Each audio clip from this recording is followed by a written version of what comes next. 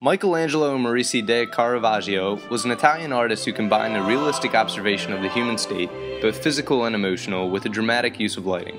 His paintings contained a heavy use of dramatic chiaroscuro, which later became known as tenebrism, the shift from light to dark with little intermediate value. Judith Beheading Holofernes is an oil-on-canvas painting that Caravaggio started in 1598 and completed in 1599.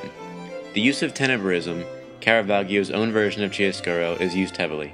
The darkness of the background exemplifies the painting. It is a huge contrast to the white dress of Judith and the tan skin of Holofernes. It brings out little details.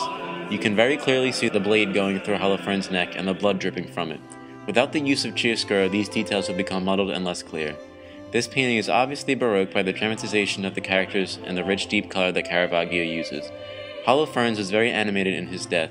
You can see the pain in his body. The turning of his neck and flexing of his muscles indicate the extreme anguish that he is feeling. The Martyrdom of St. Matthew is an oil-on-canvas painting that Caravaggio started in 1599 and completed in 1600. It is a depiction of St. Matthew being killed and ascending to heaven. There's a lot going on in this picture. St. Matthew is being struck down by an Ethiopian soldier.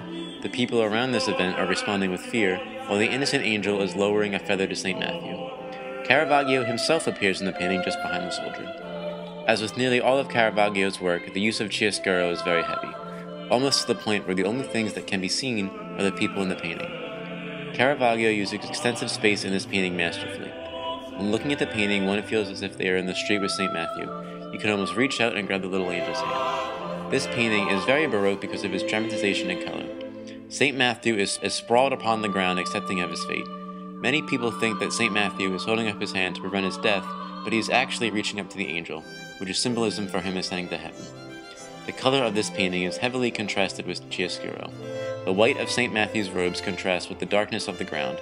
In this contrast, you can see the phobes of St. Matthew's robes, very clear detail that would be lost without chiaroscuro. The olive color of the soldier's skin contrasts heavily with chiaroscuro. You can see the muscle definition and the anger spread across the soldier's face.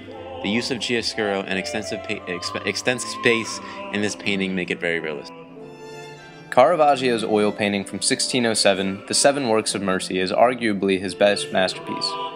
It combines all 7 works of mercy into one composition, while the angel above represents the grace that inspires humanity to be merciful.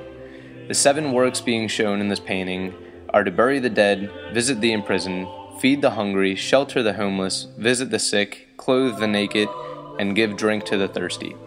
The message of mercy that the painting's title implies is overshadowed by a haunting and disturbing tone that is illustrated by Caravaggio's eloquence and skill with the Baroque technique of tenebrism.